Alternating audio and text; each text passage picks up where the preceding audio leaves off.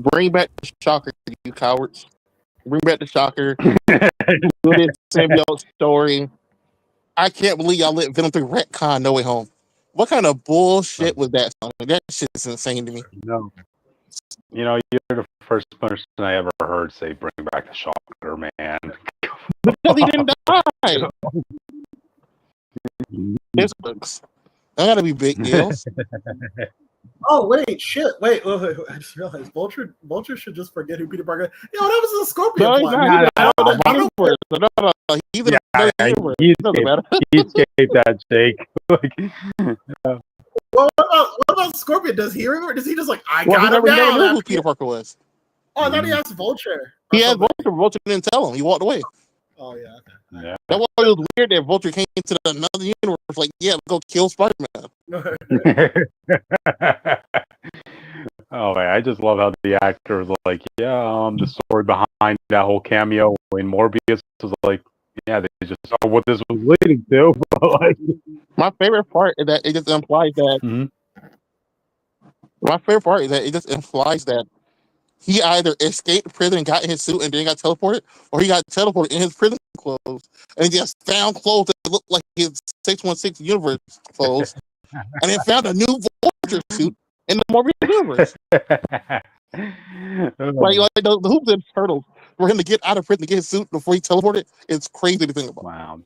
They expect the fans to be architects to justify how that happened at the end. Oh man.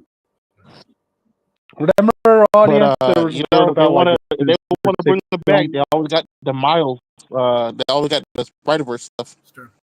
Yeah. There you go. Spider Society gonna bring it back. Easy. Shit. Mm-hmm.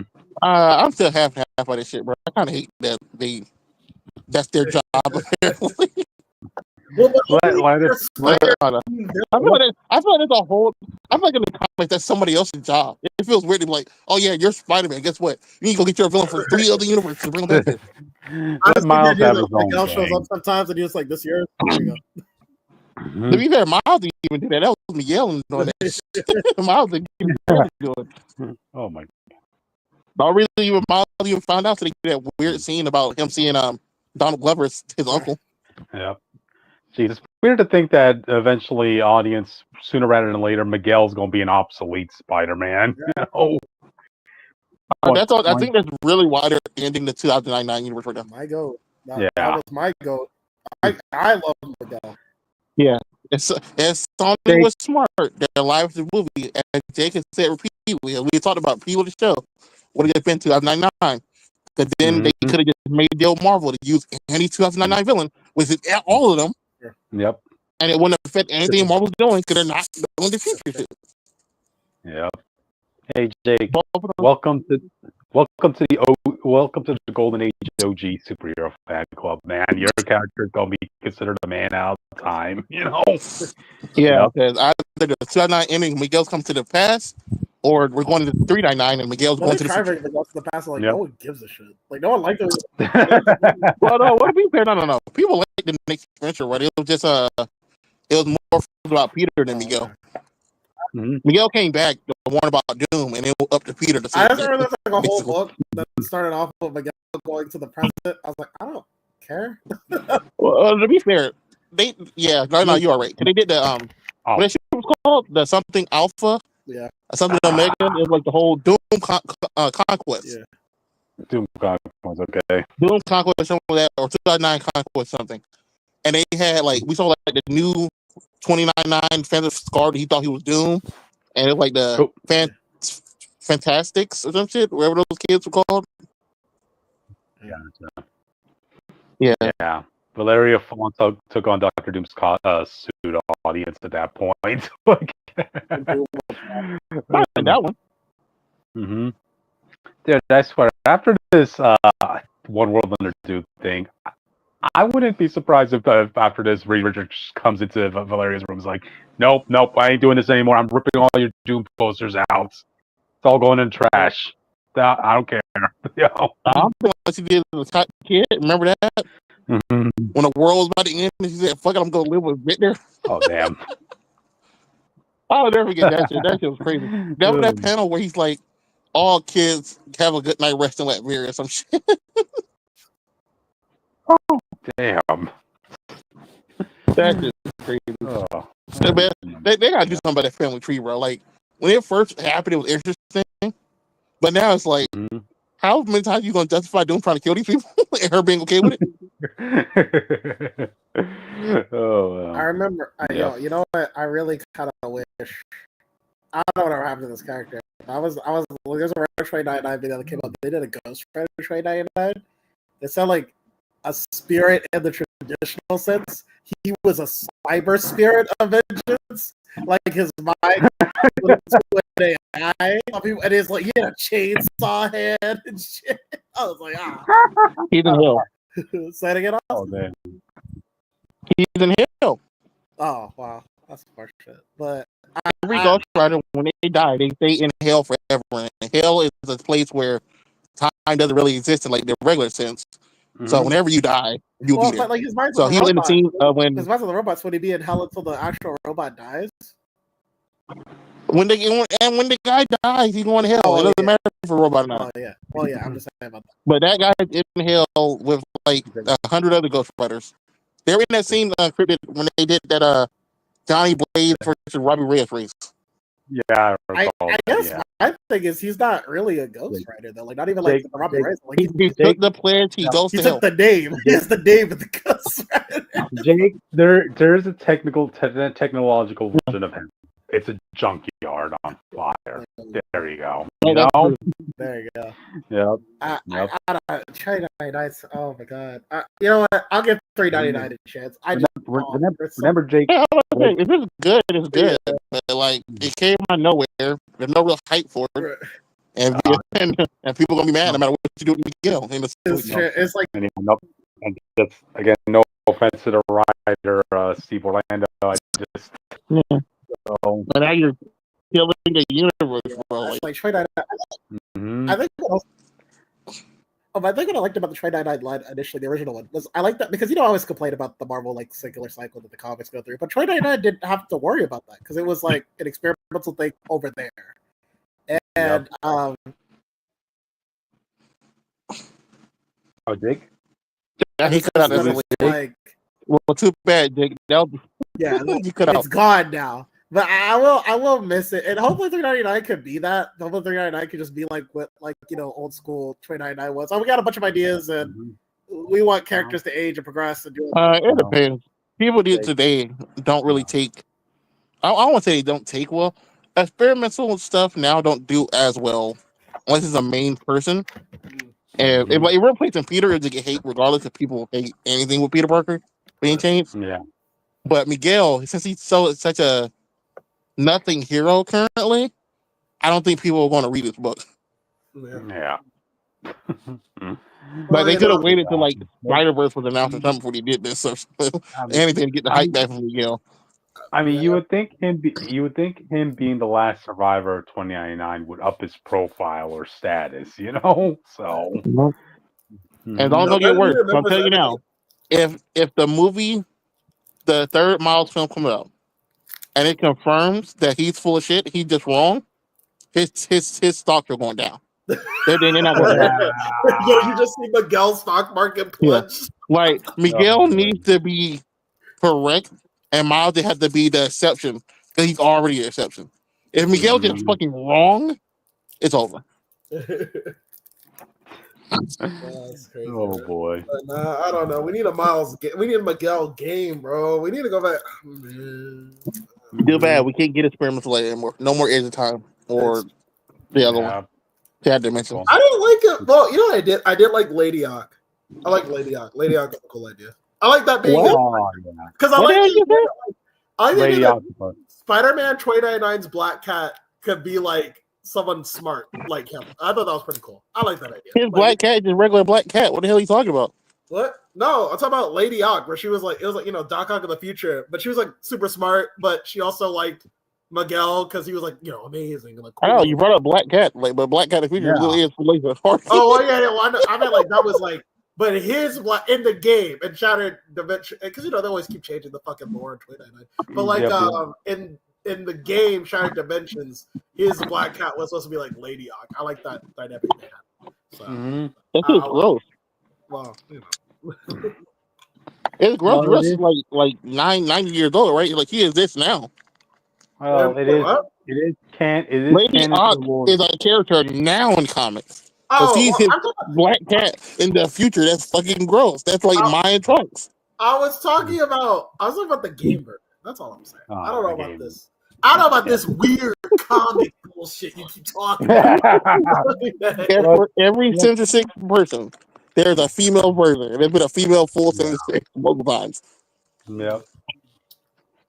No, I think the only thing we don't really have is like a different chameleon because he can just play a girl. Yeah. Oh, that's true. Imagine there's a female chameleon. He just shows up. He's like, "What's the fucking point?" I'm pretty sure in the one year we have the female rhino and everything. Yeah. We had an old lady vulture. We had a Gwen Rhino. I don't really count that because Gwen was everybody in Sinister Six. Yeah, and I'm pretty sure which say that there's a female rhino in his. Oh yeah, no, we're not talking about that. Let's start the show. Yeah. Okay. All right. So yeah, let me get started. Welcome, Comic Tag Live, news and reviews of the week, audience. You're here with me, Crypt Seeker 415. I say my intros for Tuesdays. Move. Yep. You're here with me, Jake Tylenol, and I only ask, make $3.99 great, bro. Make it for the first time, not again. Mm-hmm. Oh, it's my turn. Okay. Rogue Trader, Bricky Wall. I'm selling my wares, bro. What you buying? Type stuff. I'm that guy from Resident Evil 4. Oh, okay. Just go to what you buying? Why are you selling in this desolate market and there's only one person to get money from? Bro, he's buying everything, though. He's looting. It's like imagine you have a convenience store and you have this one product that no one buys but this one guy, but every time you show up, he buys the full stock. Yeah. You only need that one customer, you know? It's the loyal customer. This is why we need direct market retail back again, audience. Enough with this Amazon or order online, you know? So.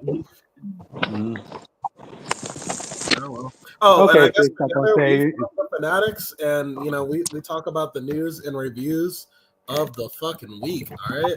And apparently, and we also have a Twitter, Comic Phanatics 69. That's with the 6, not a 7. And you can subscribe to us there. I'm putting Witch's socials up there. Read them if you want. 79 sounds gross. So, I don't know what it's about.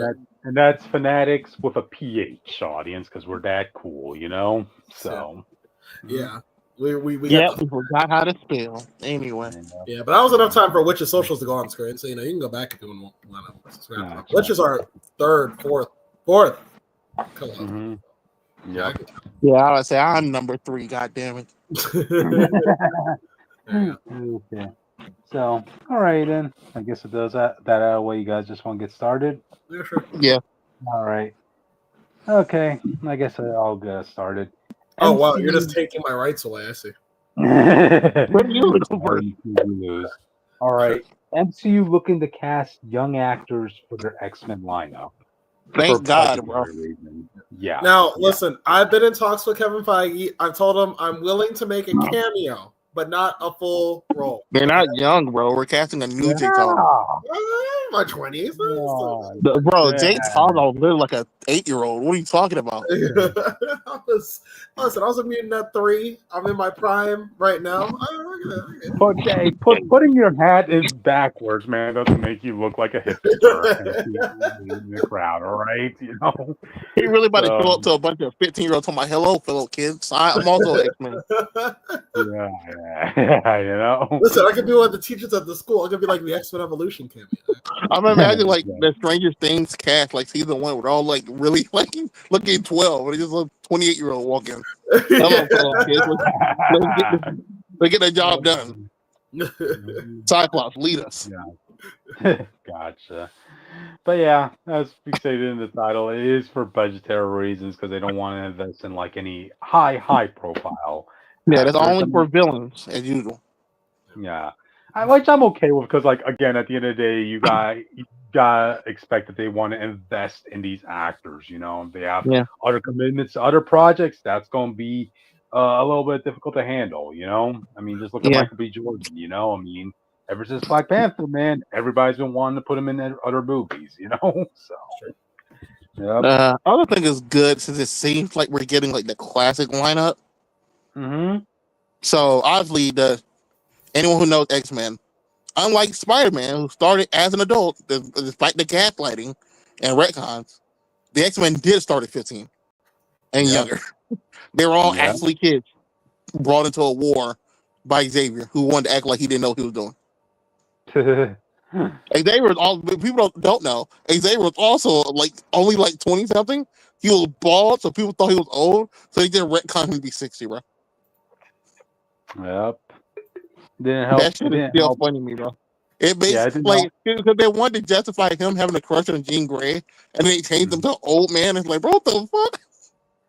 Yeah, it also doesn't help his case, like when his best friend is a guy from World War II, after all. So yeah, you would assume Yeah. he'd be old. Well, he was a young man with an old soul. Haha. The Exactly. biggest thing I have about this film is how they're going to portray certain powers. So Cyclops easy, you know, it's a red beam. It's not hard. Yeah, Angel he flies. What? No, we don't care. yeah. Beast He's gonna be like he's the fifth furry, person with smart. wings. You know? And I wonder how they're going to do telekinesis and make it different enough to stand out. Are they going to go like the 97 route where it's like the blue lines and stuff? Because you Mm-hmm. remember the X-Men films, they didn't do anything. It just happened. Right. I mean, I would think like they will go for like X-Men Evolution, where when somebody uses their psychic powers, you see things kind of like bubbling up a bit or something like that. It's been a while since I've seen that show, so. I kind of want them to do 97 with red colors. The Hmm. people don't remember, go watch our review, but the thing that pissed me off by the show was that each power had like 19 colors connected to it for some reason. Like Magneto would do like a shield and it was blue instead of purple, but then he shoot his Hmm. beams that were red, and then he did something Hmm. else with like green. I was like, what the fuck is happening? I Yeah. think you just assign colors to powers and it'll be Hmm. fine. Like you keep that power. Hmm. If Cyclops shooting red, I don't want Magneto shooting red. Okay. It'll save on budget effects in the eyes of the creators, you know. And So also, which Jean Grey outfit do we go with? Do we go with her retcon Marvel Girl outfit, or do we put her straight into the yellow and blue?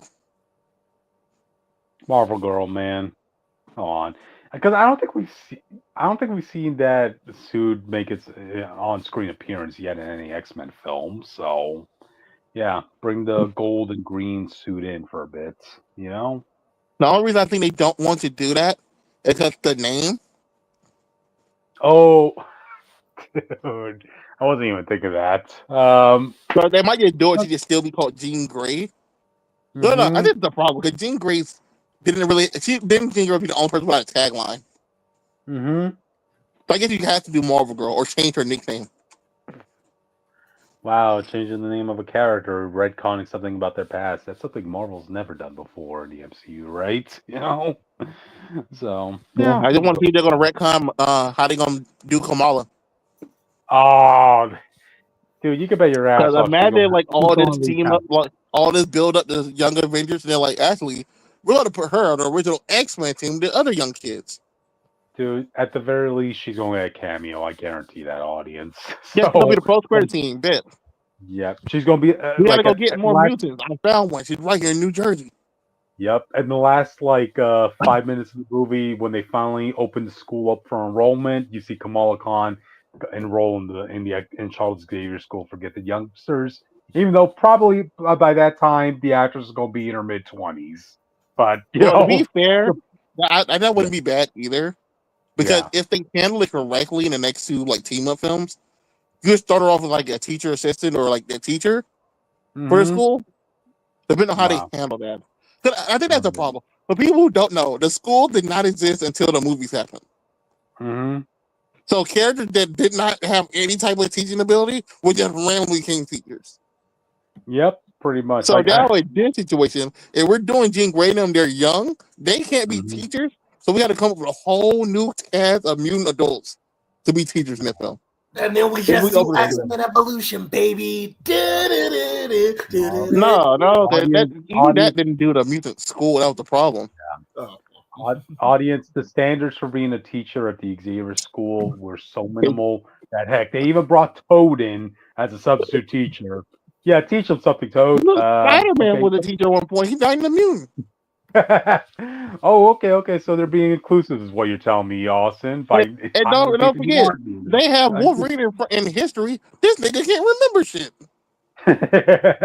His biggest problem is amnesia every time. And they got him trying to tell history.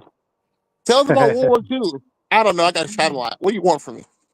What was Captain America like, Mr. Logan? You know, I don't know. He smelled like authority. There you go. Is that what you I tried want? to give him a beer once. He turned it down. What more you want? There you go. So, yeah. Another the one character thing I'm going to be a little bit curious about though is actually going to be Cyclops in this because this is something I have heard from the first actor who played Cyclops in the X-Men films. James Marsden? Yeah, him. Yep. He says it is really hard to be to commit to an acting role for when your eyes are concealed like that. You know. Yeah, that's why even masked heroes like all the rage nowadays audience, you have like their eyes emoting this and that, their feelings. But with Cyclops, that's gonna be a no. Cyclops works though, because you see the rest of his face, so you always know what he's feeling. At least I won't say always. I would say James Marsden did a good job of showing it. Well, we'll see how the actor. Well, to be fair, depending on how quick they have Jean do her powers, they can still do the moments where you see his eyes and stuff, and she's holding back his power somehow and shit. Oh yeah, you're gonna have to do that basically. Yeah, your little gateway there. And, once you get him the red shades, he should be all right. You can still see his eyes through the shades. Yeah, there you go. Yeah, Ruby Port glasses. Jeez, the budget that the school budget that the Xavier School has, audience, to give a kid a pair of ruby encrusted glasses. Think about that for a sec. I really just want to know, like, how. My biggest fear with this film is Magneto for the current age. So we live in an age where people are intolerant and will tell you Magneto's right as he tried to murder the whole planet. Yeah. That's gonna be this is the era where people will call you a Nazi just for disagreeing with them on like the easiest mundane terms. Yep. You don't like pizza, you're a neo-Nazi. Like, wait, what? Mm-hmm. That's the era that is true. I'm sorry, Nazis and pizza. Like, if you don't like pizza, you are a Nazi. No. If you like pizza, if you like pineapple on your pizza, you're a Nazi. That's different. Yeah. You wear a skull in your shirt, you're a Nazi. Yep. So, in this time when everyone's sympathizing with Magneto, even when he's wrong, and people don't actually believe in the X-Men cause, they just believe in, mutant supremacy. Yeah. I don't know how you can do Magneto and not cause the incident. That's going to be pretty close to go. The first thing you do is you have to have the movie admit that mutants are not regular minorities. And the writer is the Thunderbolts guy. I don't know if he can tell this type of story. No.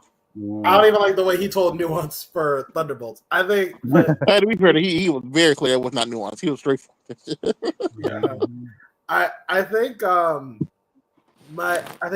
that's what you have to do with the X-Men. If you really want to have the allegory, you can have it, but we have to have the caveat that we have to understand that mutants are not black people. They're not Jewish. Okay? They're not Palestinian. Yeah. They're not. You have a genuine reason to fear a mutant.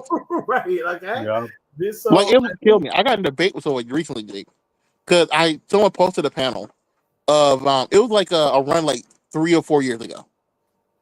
A mutant got injured and they went to a regular hospital, and the guy said, verbatim, I understand I want to help your friend, but I will not operate on him in his hospital, because if I start doing it and his power go out of whack or something, it will kill everyone in this hospital.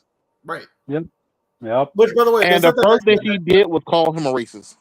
They did that in X-Men 97. I was eating about that too. Audience, I also would like to clarify, like before X-Men '97 in the original '90s X-Men animated series, right? You had the mutant Leech, whose whole power is just literally turning people's powers off, right? When he got sick and they brought him over to the doctors, what happens when the doctor tried checking his pulse? He got electrically discharged and got knocked out simply by touching Leech because he was critically sick at that point. Like, dang. Yeah, Dang. so it's like, and then like even and mutants are so extreme, like we can't even talk about like a power disabling like watch or something. Like we can't. No, that's it. That's getting rid of. I was watching They want to keep themselves in check, but they don't actually like do anything to do it. It's like, oh, you just a bat will stop you. It's like the Sonic thing, where it's like, I'm just gonna beat you up, and then we're just gonna go home. Right. But it's like, bro, there are millions of y'all. Yeah. And not all of you are good people. Yeah. It's like, I don't know why that's so hard to understand. Yeah. I get that some mutants have shitty powers and have a bad life because of it, but 90%, like 80%, if 8% of all mutants are like Magneto, that's scary as fuck. Right. The man, by himself could destroy the world. Not even 80, it's just 10%. It's just 5%. If even 1% of you can destroy the world on a whim, it's a bit much. You can't expect a whole school to just be okay with like an Omega level mutant coming to campus every single day. Especially when you like the X-Men, remember when they just started, they have simple powers, and I just like, and now they're all Omega plus. Yeah. Well, to be fair, they're still less than 10 Omega level mutants. No, but I'm saying, but that's my point. It's like even just like more than 5 is a questionable thing, especially when any one of them can have a bad day or freak out. I think I was fine with it initially, but the problem is no other team has that thing. So say like here's another Civil War. If they had to stop, if Avengers, Fantastic Four, and like the Guardians or whoever the fuck else had to legitimately stop the X-Men from doing something, they legit cannot do it. Nope. That's how strong. If the X-Men are fully united, that's how strong the team is. Right. Yep. Iron Man can bring his fucking Godbusters. We can have Thor at full fucking power. We destroy multiple planets with a single swing. We got World Breaker Hulk. We will somehow lose that fight. You're talking about planet's population worth of mutants at this point in the comics audience. And then you had X-Men 97. Like Forge and Beast were making the thing to fight Bastion, and they're like, we can take this step further. We could have it like we could have a thing where like any mutant that's like Bastion, we can like take their powers away. And Storm was like, no, because I had my powers taken away. It's like, all right, like that was an accident. That was even meant for you. Okay, it was meant for the mutant terrorists who just randomly want to act like he was a good guy. Okay, right. And how dare someone like Rogue consider taking away her mutant powers? That's part of herself. Like she just wants to touch somebody, dude. Come on. And there was an interesting discussion that we had there about like how groups. How people like group mentality and cult mentality, and about like how like breaking away from that betrays people, and is that right or is that wrong? But X-Men never has that conversation. X-Men's always like, no, it's like if you were Asian and you turn into a white person, it's like, but that's not the same. That's not. Yeah, we get what you're saying, Jake. They're like. They want to keep you in their hive mind is what the mutants seem to be wanting, So yeah. Like a guy brought it up. I talked to another dude about like after the Kitty Pryde thing. It was like a long thread, but it was like the problem with the X-Men is that even when heroes try to help them, they try to throw in their face that they weren't there for like other events. It was like, nigga, for a fact my writer didn't do that. When you're mad at Spiderman, he can come help you fight Apocalypse, motherfucker. Yo, how many times Spider-Man needed help and he's like, help me? Like, not the blood. There's literally a whole panel of Spider-Man being like, every time I need help, you motherfucker leave me on my own. Fuck you guys. They're literally in the 94 show. Yo, remember when an interdimensional cannibal came in and tried to rip my eyes out? Nobody was there for me. You remember when Mary Jane was stuck in the universe? I was clearly in panicking, trying to grab something, and you all tried to stop me instead of being like, Well, clearly Peter probably had like a good reason for trying to do it. They condemned Peter's ass. Paul, they if you know Paul, said that before. They read Richard. Yep. Yeah, fuck But, me, yeah. fuck me. But yeah, to answer the question, the only way you can get people to not see, the only way to avoid the Magneto problem is to flat out just recontextualize what the X-Men are back to what they actually are. Yeah. And that's the Well, only we'll way. have the writer do that, bro. Right. The funny part is, I can't even. The only director I feel like who even like do that would probably be like Ryan Coogler. Can't put All Ryan because as Coogler a on black everything. person, Austin. as a black person, while he will relate to the struggle, he seems nuanced enough based on his other stuff to understand that mutants are not just like 1-to-1. Right. Like, but the Thunderbolts, dude, I can't. I don't expect that out of him. The best part is, they have to do a Magneto at some point too. That's the worst part. He'll at least try to give nuance, though, It's like the Phoenix Force. Like, Phantom Force had no reason to have to do Galactus again, but they did to prove a point. So most likely, the first, like, we're getting the Phoenix Force in one of the first 2 X-Men films because they want to prove a point that we can do it better than they did. I don't think they will want to do that because we've already got like 2 adaptations of the Dark Phoenix saga, and they both were bad omens for those movies. But that's why you do it, because you do it right. It's the same way like the Galactus thing. If you do it right, you immediately put yourself over that universe. Like, you can't compare this shit no more. Well, and if you do it early and get it out the way, you can still have Rayleigh Jean Grey and have her greater powers, and then have the Phoenix to rely on when you need it. If that makes sense. Gotcha. I did want to. I don't know. Since we brought up Thunderbolts, I did want to bring this up because I keep forgetting to bring up this point and why the hug scene bothered me, because realistically it wouldn't work. Even if they did all come together at the end and hug him, and it was kumbaya and all this other shit, all the boy really has to say at this moment to just win is like, they're only doing this because like they're afraid of you, right? And then like he would just like, but that's the point though. Bobby already knew they were still scared of him. The problem thing was, like I said, even with that, you're still not alone. Right. I think we're scared of you, but we're still here. I think there's a difference between, at least when in terms of loneliness, at least to me. And this gets even after right after that, they're like, "What do with him, bro? You gotta stay with us because that should come out again." Like, we have to be here. And it's gonna be a whole other thing. And maybe one day we can come back to this when we have like more time. But I think my thing is more like, if you're in that headspace and you're thinking like, oh, they don't really even care about me, they care about what I can do to them, I think that might fuck with you more. That's just me personally. Okay, it depends. Like I said, I think the build up to it, with him going through his dramas and stuff before the voicing, kind of helps with that situation. That's why I say it's hard to say. We don't really know. We'll have to see where Bob's mindset is in the next film. Right. Gotcha. If he's still like, if we get to the next film and anything bad happens, he almost like immediately slips back to the void, then I'll fully agree with you. All right. Yeah, gotcha. All right, let's go to that. Roll for a minute. Damn muties. Listen, I'm a self-hating mute. Jake is allowed to say that, audience. He has to pass. So by the way, audience, I will say this though before we move on. Go Sentinel. Hold on. Before we move on, that is why I kind of you remember Avengers versus Justice League? Yeah. When they were talking about like why Cap, someone was manipulating the fence, I don't remember, but Cap had a reason for not trusting Justice League, and Superman had a reason for not trusting the Avengers. It really made me want to like see how Superman will handle the mutant situation. Oh, because with how Superman is and what he stands for, you will have to like tackle the mutant situation very differently in a world where he exists. If that makes sense. We don't really have that type. Captain America is the closest we have to that type of thing, and we see that like you're right to not give a fuck about that.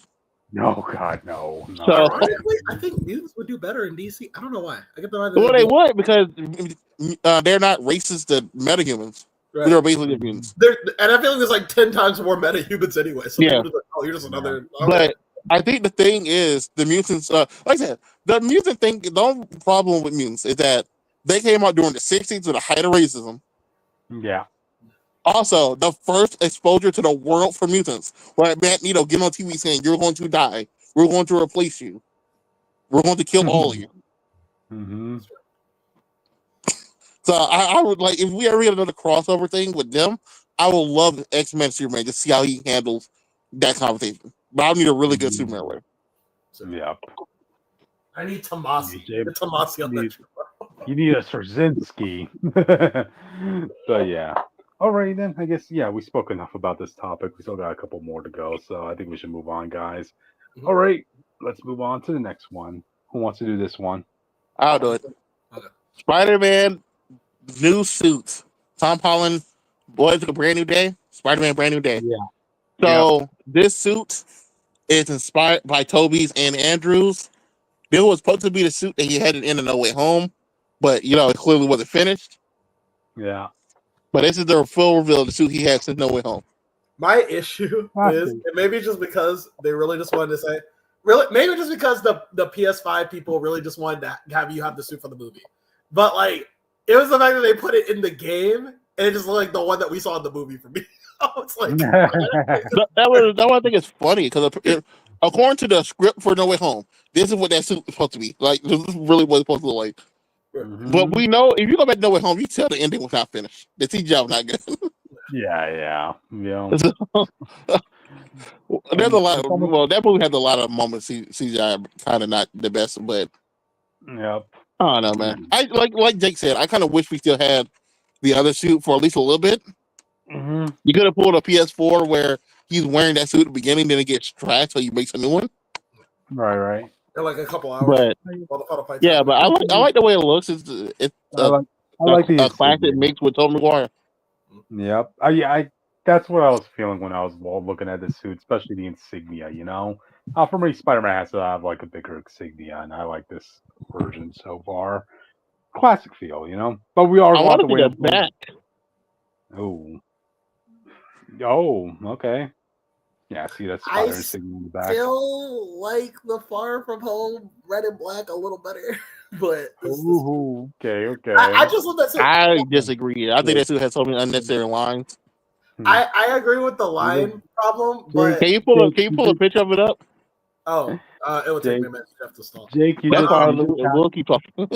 Jake, I know that you seem to like characters that have red, black, and white as their color scheme. Yeah, right? he liked his favorite suit had to be what is Superior Spider-Man and won it. No, I think I like that suit. I don't really like that. That's the black and white suit. That's Spider-Man's red and black suit. Oh, is it? Oh, okay. I don't remember. Yeah. It It just has the big ass gauntlet web shooters. Well, I like the Far From Home. I don't know what it is, but I think the way, even though I do agree the lines are necessary, and it does bother me that so many MCUs have it. Especially when I played, and maybe I don't know if it was right away my favorite. I think playing with it in the PS4. No, to be fair, in the game it looks a lot better than the movie. I was like, this is like really. The game version of a lot of the suits look a lot better than the films. Yeah, I think that's when I started. I was like, oh, this is dope. And so I usually use this suit in a lot of the game and PS4 and for. I don't like the fucking middle section part. That's fair. Nope. I can see that. Spider I wish it suit. was just the belt that he. Yeah, I wish it was just the belt with like the little extra cartridges for spider webbing and shit. Yeah. How dare this suit try to? Not great, but... I feel like the shit around the shoulder and the elbows. Like that's just stupid. Yeah. How dare this suit try to pass itself off as superior? Dang it! But it is good we bring this up because I do like this being a trait of Tom that he does wear suits that honor like his mentors, so to speak. Mm-hmm. Like because this was made from Stark Tech completely. It's the first suit he makes on his own post the garbage suit, if I remember correctly. Yeah, I wanted to bring that up too. Yeah. Do people see that as him making the suit on his own? Because he used Stark Tech, but he still designed it. Mm-hmm. Yeah, I don't even know what that's like saying someone who uses a 3D printer didn't make that. But I don't know like why. Because, I know how you feel about that stuff, but when I tell you, there's so many people who will tell you to their face they hate when other people make Spider-Man suits and they praise the games where everybody's making Spider-Man suit but him. Right. I mean, like, Or they'll even praise Ultimate Spider-Man, where Doc Ock made his suit. right. No. And Ultimate Doc Ock Spider-Man, where Iron Man made his suit. yeah, and then Doc Ock designs the suit, and The newer suit. yeah, You still want like a street level superhero to kind of feel like they're a homemade suit, you well, know? listen, my thing is like my thing with Spider-Man fans is like it's just not consistent. Like none of their criticism is consistent. It just seems to be angry at Tom Holland. But when you apply it to any other version of Spider-Man, they don't care. Friendly Neighborhood Spider-Man is just like, what if it was Norman instead of Iron Man? And Norman does they the love same it. exact shit as Iron Man does, but everyone's like, "Oh, this shit's great," and I agree, it's fine. But it's like, what was the problem with Tom? Well, Cryptid's old stance used to be at least as a Spider-Man related character. And I can understand that mindset to a degree, but then I see people like the Ultimate Spider-Man situation, where like Peter and MJ together. So I guess they're just like, oh, Tony can make it suit. I don't care. I'm like, what the fuck? Right. So I don't know. The suit that Peter's kid is wearing right now is not made by Peter at all. Like he didn't make that. Yeah, that's Tony suit. Yeah. But yeah, I don't know the hypocritical the unfair standards that Tom Holland gets on him because of grifter culture. It's just unfair to me. But it's like this dude could do anything. I really thought No Way Home would turn people around, but the whole point of No Way Home, I think the best thing it highlighted was all these three Spider-Men are different, but they're still Spider-Man. So it's like if Tom Holland did the same exact shit that y'all want every Spider-Man to do, it was gonna be three of the same niggas being born together. That's true. But yeah, that's sad. This suit's fine, but I do. Yeah, I like that about Tom that his suits always take after his mentors. Now that he's fully grown out of his Tony Stark phase. Yeah, he's 2021. Yeah, so he's grown out of his Tony Stark phase. He's now embracing his other Spider-Man because now he has other people who helped him in his darkest hour, basically. Yeah. So these are the people that he honors the most right now. Should we talk about the confirmed stuff for the film? Okay. Might as well, you know. So if people don't know, Punisher confirmed. We got set photos. Hulk confirmed, full on. Mr. Negative is confirmed. Scorpion confirmed.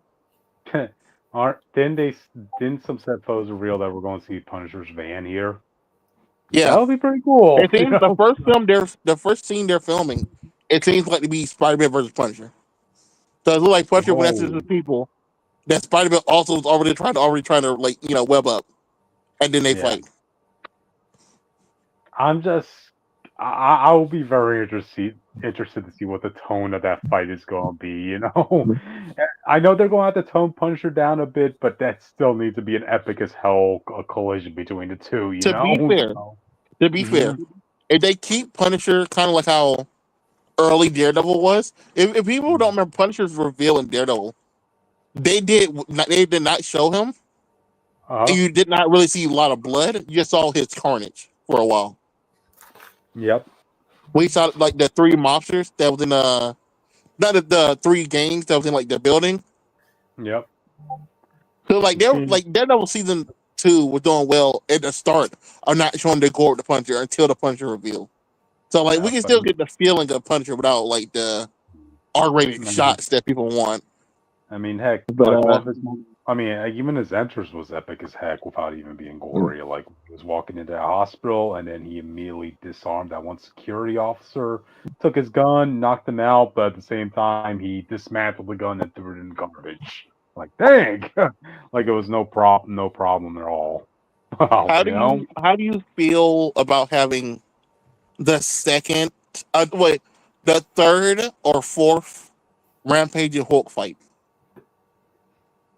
Well, define Rampaging Hulk. Like, so is Mark Ruffalo going back to Hulk again? Yeah, it's confirmed that they're going to have to team up to fight Hulk at some point. So if Mr. Neglig's in the film, I'm assuming he's going to negligently charge Hulk. That's going to fuck up the fusion, and he's going to go on a rampage. No, this is what they'll do, right? Yeah, so they'll have Mr. Negative use his powers on Hulk, and this is how they're going to introduce Mr. What's his name? Fix-It? The Gray Hulk? Now what people think, I don't know. It didn't work, but I get it.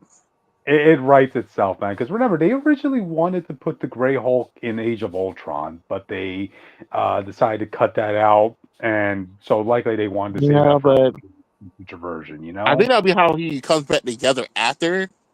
Because Hmm. they seem to really want the Rampage and Hulk fight. And Yeah. I'm like, you want Spider-Man and the Punisher, of all people, to fight the Hulk? Hmm. I get the Hulk's Not. going to be, like, out of control, so he's not going to be, like, fighting smart. Yeah. But, they, I like, don't know if you. you're like, the way you have them win, it's going to have to be some really smart shit. Because if they Yeah. just, like, legit beat the Hulk, niggas going to be mad.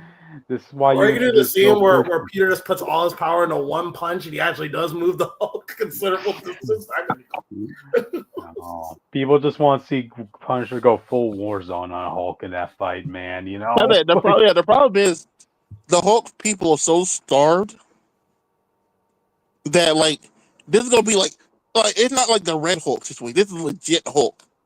People yeah. have been waiting for this for years. And they don't Mhm. deliver with a great fight and a Hulk losing in a way that makes sense to them, they're going to be pissed. Oh yeah. They have Marvel. The Marvel's people didn't focusing like on winners. Sam talking Hulk, that Red Hulk down. Can you imagine doing shit the Green Hulk raging for the first time in 10 years? Again, you need to understand that there was that was basically the only way Sam could have beaten the Hulk. I wonder if this But is on gonna any other given day, I wonder no. if this is Peter having to do another test again, because before he tried reforming people who were like crazy, and it did not work well for him. I mean, he did it, but it was hard. And so I wonder if this is like Punisher is like the mindset where it's like, no, we gotta kill him, Peter. You can't fix him. It's like, no, I did this before. I can do it. But They this time he just doesn't let have me like kill Toby them. Killed them. You almost killed that other guy I saw on TV. Right, right. Maybe it's like without Toby and Andrew here to guide him, can Peter actually do it? Especially with Peter's new mentor, the Punisher. right. No, kid, you were right before. You should have killed the guy. I saw him on TV. He killed your aunt, bro. What was that about? I mean, I don't know that's your aunt because I don't remember who you are, but like, I know that meant something. We never met before, but he killed that woman you knew. Right.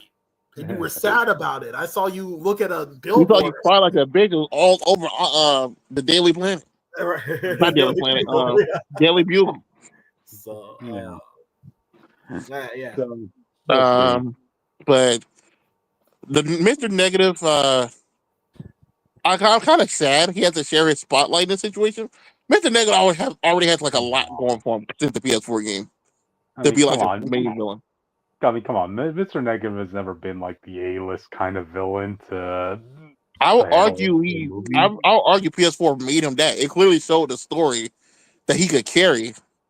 And it's Spider-Man. We don't need an A-list supervillain. Mm-hmm.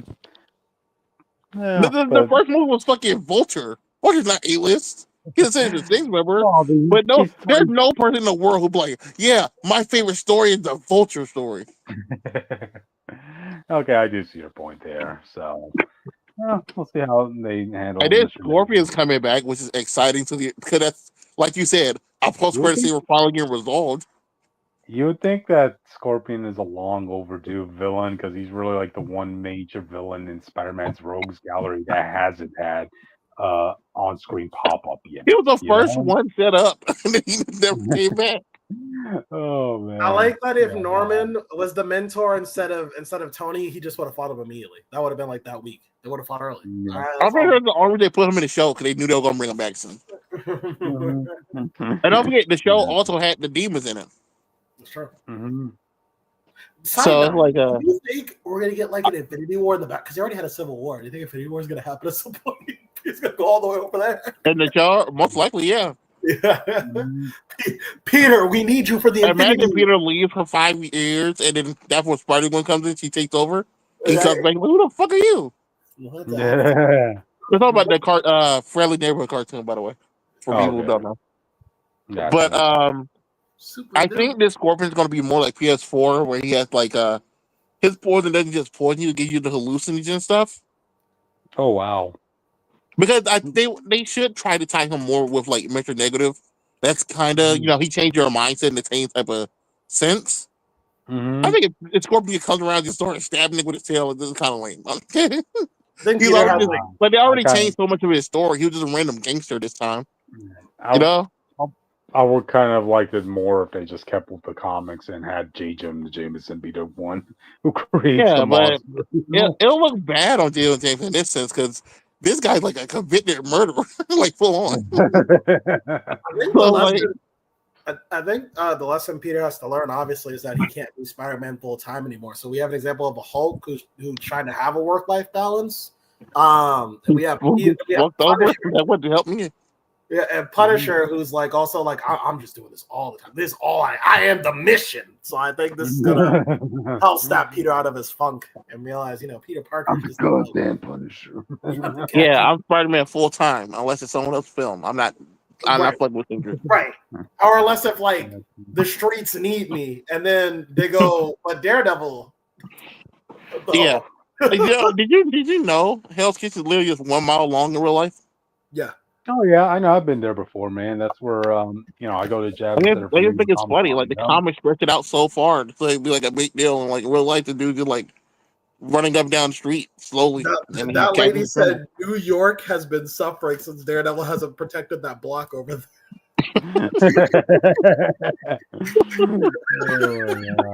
We've been through pure hell since they don't stop walking those 20 yards. That one football field length. When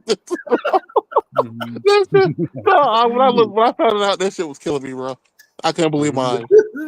Yo, it all goes down in Hell's Kitchen, bro. Everything that matters goes outside. Yeah, true. But yeah. All right. But so yeah. I hope the plot's good, man. You have a lot to live up to. His first. I do hate it's not his first solo film. Well, no other heroes, but I don't think he's ever getting that. I don't think it's ever happening. I know that's their big thing with incorporating the MCU, having MCU people go over, but he just became the full Spider-Man.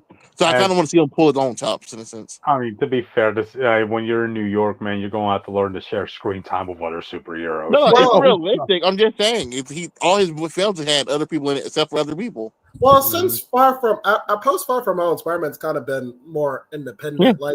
Like since like in Homecoming and Far From Home, he had a mentor figure. But I wouldn't call Doctor Strange his mentor. I would call Doctor Strange like no. I just mean like no main hero cameo. Yeah, I know what you're saying, but I think the compromise basically is that Peter's out of his like I need a tutor phase. I think he's more like I can like if you're in my movie, I'm making my own decisions. Like you have no influence over what I do. That's basically what I think he is right now. So I think so. Gotcha. I guess he did. I hope they keep his hair like this. This is probably the most adult this nigga has ever looked, and he still looks a child. They probably studied in the bank for months to get him to look like an adult. Gotcha. Well, all right. Any final thoughts on this, guys, before we move on? I didn't like how the reveal trailer had him like looking like he was gonna go out the door and then turning around to us. I like how he posed in the suit. Yeah, I hope that he was like actually gonna like step outside so you see the light, like the actual sun, like reveal the suit. But he was standing there looking at that door, and then it started opening like he would go out. And he's had to turn around and like, "Oh, y'all ready to film?" I'm like, wait, what? And then he just outside. You know what they should have done? They should have had him actually spin a web and then zip up away. That would have been. Look at that. I was surprised they didn't do the mask because we saw the set photo. The mask is just a regular Spider-Man mask. Like, why did you show it? Well, because this is the shot. You want to see Tom Holland. The money maker, yeah. I would have had him put it on to the end like they always do. Running off. Yeah, look at that. But then he couldn't do this stoic pose. He couldn't horrifying for you, bro. Bro, he want to be Tom Cruise so bad. I do my own stunts. I am Spider-Man. Until you kill yourself on this set, you're not Tom Cruise. You'll never be Tom. That's true. But all right then. I guess with that we should probably move on, audience. So this might be. He looks so unserious, bro. I'm like, what the hell are you talking about? In case people want to know, apparently Harrison Ford says no to upcoming MCU projects. in response to somebody asking him about like, hey, what's your future like going to be in the MCU? Are you going to be in any upcoming movies? So he gave a simple answer. No. I told people he wasn't. People thought I was joking. I Mhm. told people, regardless how this movie did, it's hard to justify bringing him back in a non-Hulk film. Yeah. The other caveat to this is like, look, original audience, he was supposed to die in that film. Remember, that was the original cut of this film. Like you even see it in the trailer. There was a funeral being held, and you come to find out later, months after the movie was released, that they originally intended to kill the president in that movie, but they took that away for obvious reasons. But even before that, He's gonna I die would a think, lame way too. It's gonna be his yeah, heart problems. yeah, And I guess if we're really being honest, in either ending, his arc was pretty much like him. His whole arc. Yeah. Like, listen, I felt like I it's have not, to be my daughter. No, it's his not, arc was fine. The problem is like, bro, we're it's about to not go just, into a whole other war, bro. We might need help. yeah, All right. Well, yeah. that's the only thing you could I have think done with him, but he wouldn't have done much narrative wise. I couldn't imagine. Well, here's the thing. Here's my Well, to perspective be on this. fair, the Right? guy Thunderbolt's guy wanted him on the team originally, True. Yeah, and, yeah, but they couldn't get Harrison to come back. yeah. My perspective on this whole situation is when they look. Remember, Thunderbolt Ross's character was recast because the original actor passed He was away, William right? Hurt, I believe, right? Yeah, that was his name. But the fact that they decided to recast him with an actor who's in his 80s, that pretty much shows that they weren't thinking long terms with the future of To this be fair, character. William Hurt was also in the 80s. Uh and what happened? He passed away. No, I'm I'm saying he just would have, saying. if he was still alive, he would also Yeah, have been 80. I get. I'm just trying to imagine this There you 80-year-old go, in like an action movie with the Thunderbolts. I didn't like There think he you turned go. around. What's a mocap suit? I'm not putting that on. So and plus, Harrison Ford, he's he's a pretty well named guy, so I thought he was about to retire soon. that's also another thing too. So if you want to No, retire, like I think it's good that if he had to not beat the Red Hulk again, this is the movie to stop. He had a cool fight, and he got to be with his daughter in the end.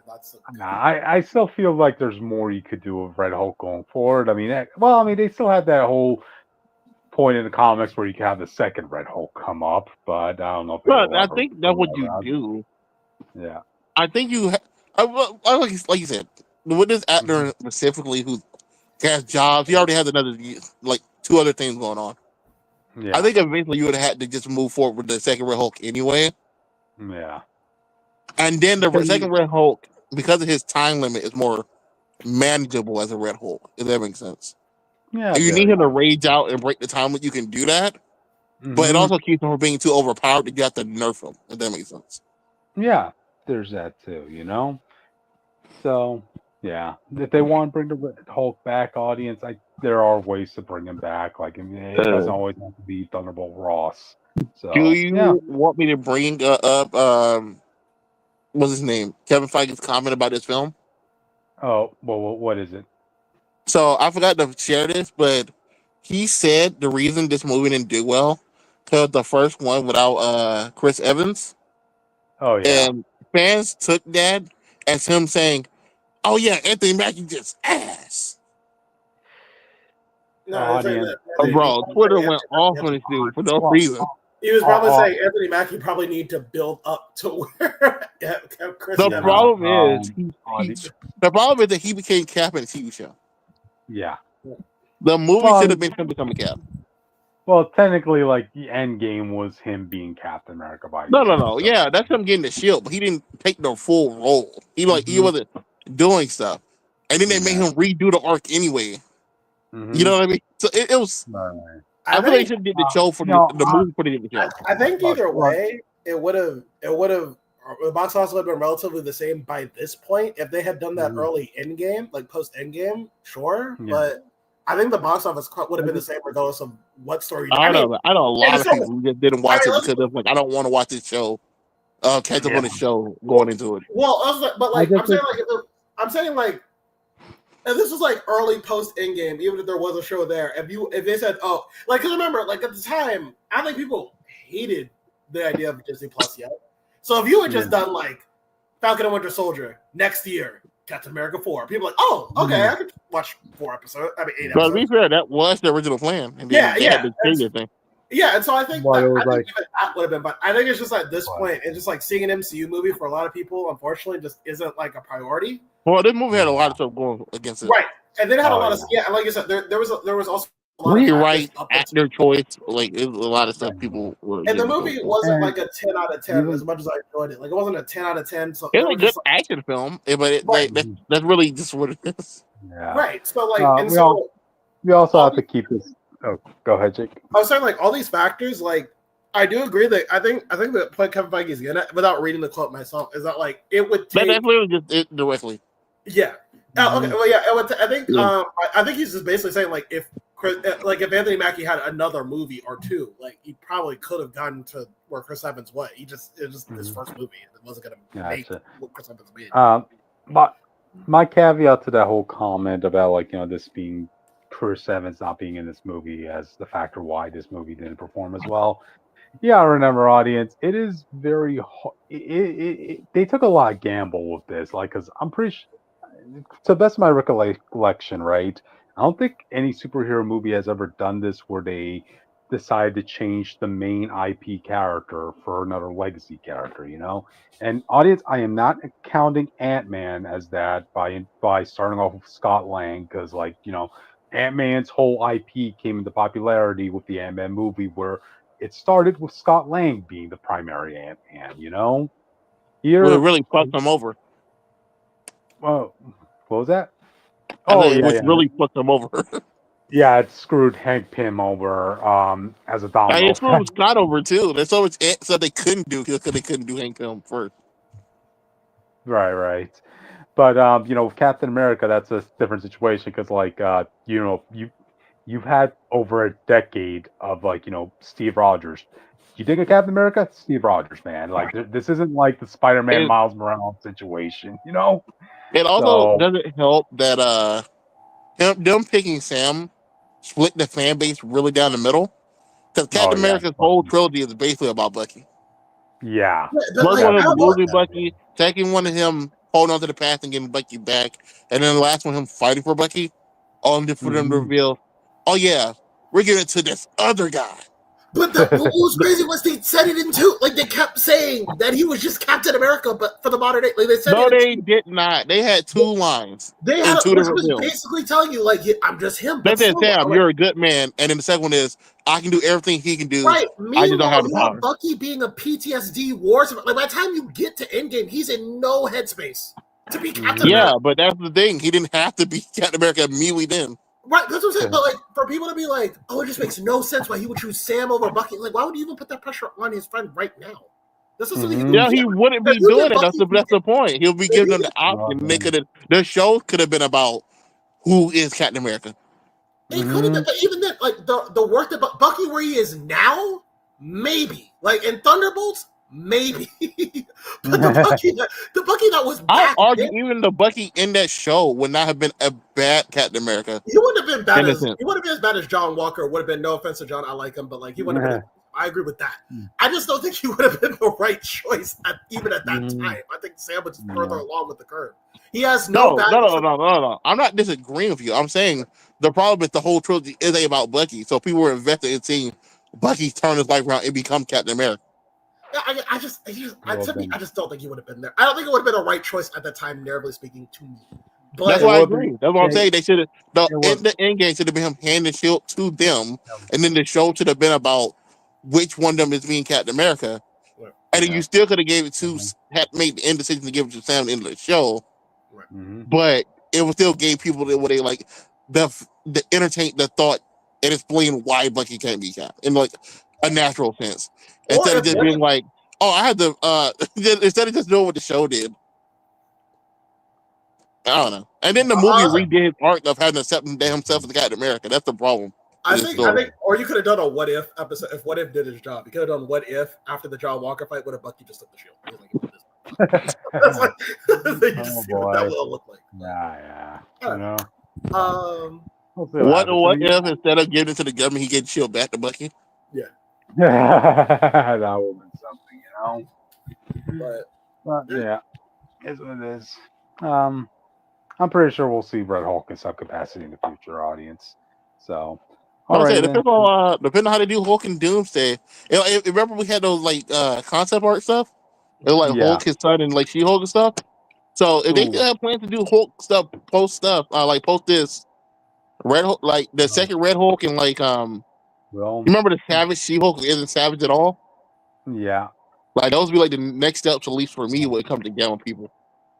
You talk about that concept art, Austin. Like all I can think about is, there's one person in that concept art that they're going to be removing. So, yeah. All right. Okay, guys. Any final thoughts on this before we move on?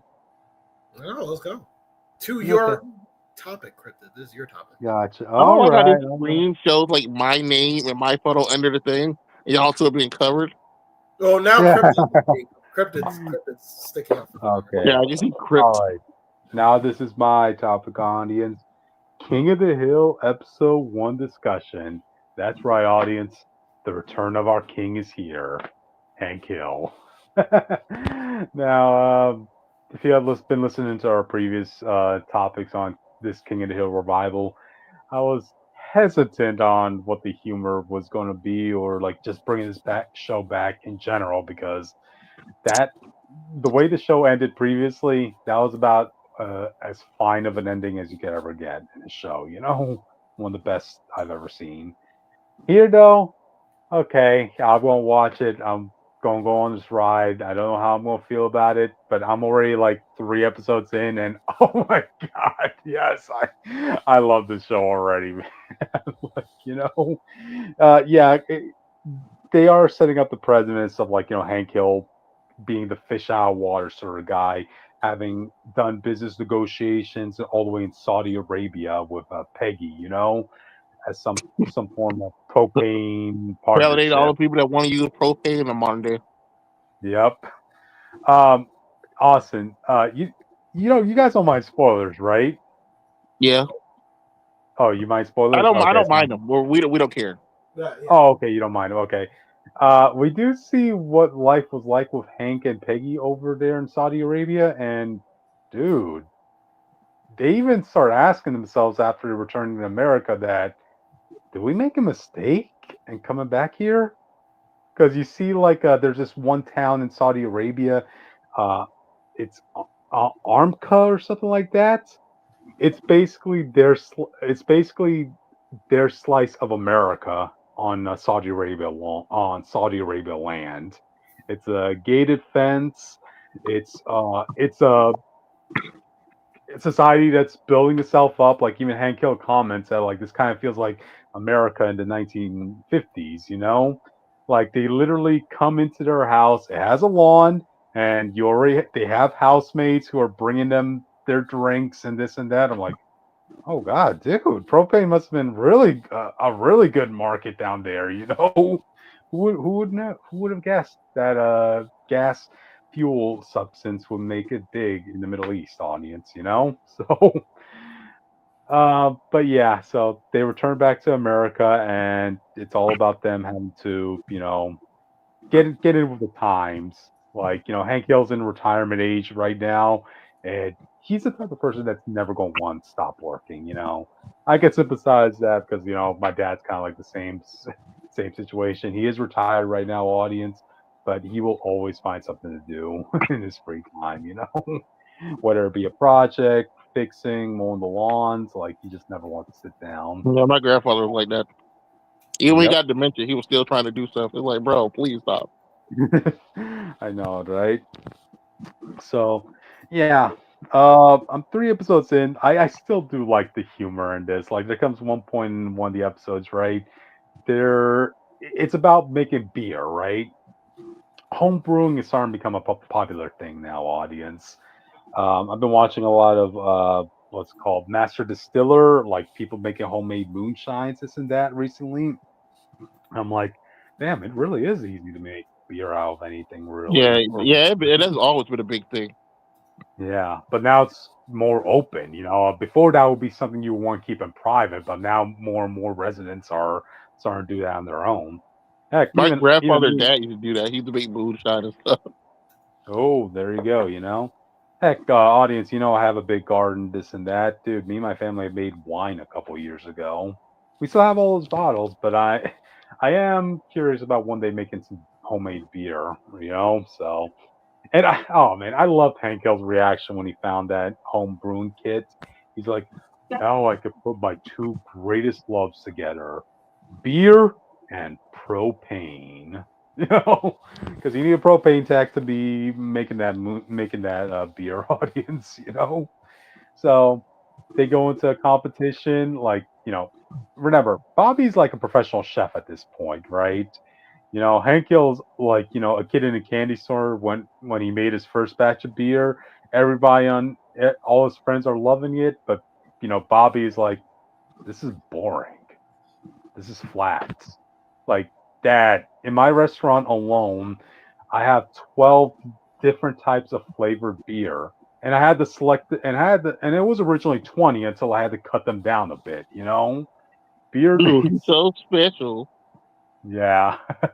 Beer, Bobby's made it pretty good in the professional cooking world audience.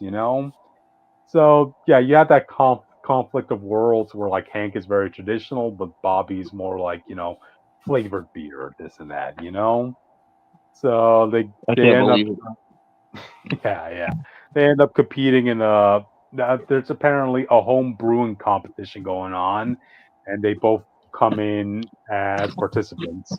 And Kill, oh man, you really got to pat the guy on the shoulder. Like he again, very traditional, very standard, very straightforward. This is display audience. Everybody else has their like old antiques, their brewery, their custom glasses. And Kill is here with just a cooler, some glass beer bottles, and an American flag. That's all he needs. That's all he thinks he needs. There's like this one funny joke where one of Bobby's friends, he's like saying, "Yeah, you're 1 foot out in the grave, old men, old guys. Yeah, you old dang truckers." And then Hank was like, "You wish you owned a truck." you know, it's just that sort of subtle humor that I always liked about King of the Hill. I'll talk more about this next week because again, I'm only 3 episodes in, and so far I've been enjoying every one of them. Yeah, I'll catch up by then. I mean, we can really Yeah, actually go over it. gotcha. Oh, there does come a point, right, where Bobby gets how would you I don't know the proper term of this is, but like his whole style of cooking is about like a specific type of charcoal cooking from Japan, right? But now his supplier is no longer in business, and the only other person who sells that particular type of charcoal is refusing to sell charcoal to him because he's white. And I'm like, really? Because like the guy's like, you're a Japanese chef, but yet you're white, basically. Like, goddamn, what do you call that, audience? You know? Yeah, No, Jake. seriously. I call Jake. that America. And then later on, Bobby's like trying to find other ways to get his to get that charcoal from someone else. And remember, he's also advertising that this is a Japanese hibachi. No, not hibachi. I need to remember that term. It's a Japanese style restaurant with German styles because part of his family is could be traced back to German. You could some Scottish and Irish maybe there and that stuff. But then he has some German purists who are now coming onto the scene saying, yeah, where do you really come from? Like, how pure are you from Germany? One guy even says, "Is your father Cotton Hill? Hey, are you related to one Cotton Hill?" Like, yay, that's my grandfather. Your grandfather killed my grandfather in World War II. I have a Dude, and question. that means your grandfather was a Nazi, dude. Like, Yep. what the hell? Like, what? I wouldn't be bragging about that as a win. Like what? Oh man. Now Bobby's whole response was, "Oh, so he was one of the 50 men he killed." Like, dude. Can I Yeah. ask you a question? Yeah. Who the hell is that kid next to Peggy? Oh, that's Boomhauer's stepson. Yeah, he got married to a woman and she had a child, and yeah, he's taking care of him. You know? Good on him. Yeah, he found a family, so it's a happy ending for him. Don't The be the kids dad that kind stepped in to be the dad that stepped up. yep. I mean, heck, like the kid kind of even wants to kind of model himself a little bit after Boomhauer. He started drinking non-alcoholic beer. I mean, at first Boomhauer was fine with that, but then when he actually started emulating him by like getting his other friends, his other classmates to be drinking non-alcoholic beer, Boomhauer was like saying, "No, I gotta cut you out." And then the kid's like saying, "Okay, I couldn't understand a word you said, Boomhauer, but I just want you to know I've just been doing this because I wanted to be cool as you." Oh, it's good on him. But yeah, I'll have more stuff to say about this when I finish this series. I mean, I'm likely going to finish it in the next 2 days because I've been that much enjoying the ride so far. I'm watching this over what's it called, Eyes of Wakanda. So yeah, that should say something. Yeah, Yeah. if anyone cares, we will talk about that next week. We I don't, no I don't, no one found out it came out till today, and only one person saw it. So Yeah, and that was because I was like on Disney Plus trying to look for old episodes of Simpsons to watch while I was plucking grapes, and then I saw, wait, Eyes of Wakanda? Wait, it's out already? It's out already? What? Like mm. But nobody you in my did see it. Will you tell me if Iron Fist was at least cool? yeah, Iron Fist was cool. There's a point I want to be making in that episode about what the plot was, and I really want to have a discussion with these with Wakandans about the concept of stolen vibranium, but I'll say that for next week. So what do you define as stolen, audience? So all right, yeah. I guess with that we can move on, audience. So moving on to the next topic. Austin, do the honors. The main Spider-Man. Well, no, it's Venom. Venom number 14, 15, I think. Okay. Paul and MJ broke up, but I don't see why people are happy. I don't know why they drew it like this. Like they drew it like God himself is excited, bro. What are you talking about? Austin, let me tell you this, man. If the premise of them breaking up wasn't enough alone to sell this issue, it was the fact that they had like another variant cover of Mary Jane wearing like the Spider-Man shirt on in a very model like pose. it was obvious that they were gonna break up at some point. The problem is like Yeah, the writer if himself told you, I don't like Paul, but he's here, so I'm going to write something about him. if you want if people still want Peter and MJ to get together, the realistic groundwork you need to get covered to get back there would be insane. That's like multiple arcs. Mary Jane. Not really. Why do you think you can speedrun it? If you It's can go comics, the fastest man. People break up and get back together all the time.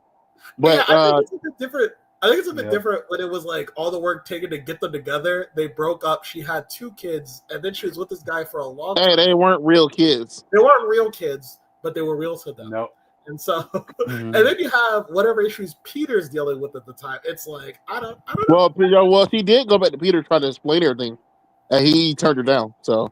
Oh, he turned her down for that. Oh, I thought I saw the pen. I was like, I've been busy. No, he thought that what she was there for. Oh, okay. He closed the door in her face. Okay, what was she there for?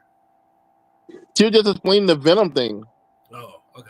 But the way she explained it, because how Venom sounds, it sounds like a love confession, a love story. Oh. And he was like, what the fuck? To be fair with everything that happens to Peter, I wouldn't want to see MJ either, So. So does he know that she has Venom? Is that how that conversation? Oh, yeah, in the scene, you can see it. I can't get the picture right now. The picture is literally her. It's like 4 panels on top of each other, and Venom's in all of them. Like he can see Venom. So Peter has no thoughts on it. Like he doesn't care, or like that. I thought you was here for, like a love thing. He closed the door in her face. Oh, okay. Peter's not fucking with Mary Jane, and her having Venom doesn't really mean anything to him because him and Venom made up. I guess so. I wish you were just like, hey, Venom. I wish you got mad at her. But that's why I think the whole point of this is I like I said, like we originally thought Paul was Venom. I still think we're getting Paul as Venom. I think we get not as Venom, but as a symbiote. Like Paul's definitely going to be a villain soon. That's why you have to do it. Yep. They know.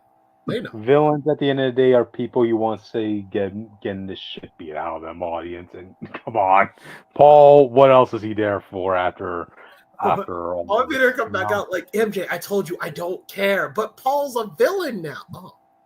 That's all you had to say. He's Venom now. Oh, definitely. Where is he? Where is that son of a guy? Okay. That's kind of funny though, because like the way Al Ewing's been writing it, you can easily tell like Mary Jane did not fuck with Paul anymore. Like it was very funny. Yeah. Every picture of her like roll her eyes and be like, "Bro, leave me the fuck alone." I do find it poetic irony that like MJ and Peter break up because some writer doesn't like it, and then now Paul and MJ break up. It's like, no, dog, I really don't know. Oh, I think I like that. Well, if he did it, that means the writing staff allowed it to happen for some reason. Yeah, which is true. So, I think they go. I really think it was all just to give Paul heat, bro. Yeah, like it's like a wrestling heel situation where like. This is easy heat if the fuck with Spiderman. Sure. At some point, come on, you gotta give the fans what they want, So, and I guess this is the breadcrumbs we get because I think fans all understand we're not really getting Peter and MJ back. Like, fans don't really want them back. Yeah, so I think this is just like more. But from fans' point of view, they think MJ like cheated on him or like in the worst way possible. Like nigga, she was trapped in the universe. So different universe for 4 years. But she knew Peter was coming back. I mean, after 4 years though, like 4 years. She held out the first 2 years. Like give her that credit. To be fair, man, MJ needed to have a talk with Peter after coming back. Like it could not have just ended with Peter getting dissed like that. Yeah, I think my only issue. Well, to be fair, they did talk. Peter could not move on. I think my only issue, which is fair to him, but I think my only issue is more like with the fan perspective is like it wasn't that she was just trapped between. It was like it was the only person she could talk to for 2 to 4 years. And she had 2 kids that needed her help, and sadly that involved this dude. Peter being upset is fine from his perspective, but also at some point you gotta be like, you know what? Like I do get it. Like I just said that. Gotcha. To be honest, like I know, I always kind of imagined that like when Marvel eventually did break up these two, that I thought the editors would try pull one fast one and say that Paul will be the one to break up with MJ. That way, people will. I think they want you to root for the breakup, so they want MJ. Yeah. To break up because it'll be easier. Yeah, I guess that's why they decided to go with MJ instead, because people are more mad at Paul than they are at MJ, I'd imagine. I mean, they're mad at MJ. They're mad at both. It's pretty even, to be fair. Like Paul, Peter fans hate Paul, but it's like the average Marvel fan hates MJ because they do how they view women. And they're still going to have MJ in variant covers wearing Spider-Man themed attire. They even remember in the bikini thing she's wearing a Spider-Man thing, and they're not even together. Yeah, exactly. So. I have to ask the question: do you think there's any hope? I doubt it, but you think there's any hope? I think it'd be easy to get them back together. It'll just be like one story arc thing. It just will you make the fans care as they did beforehand?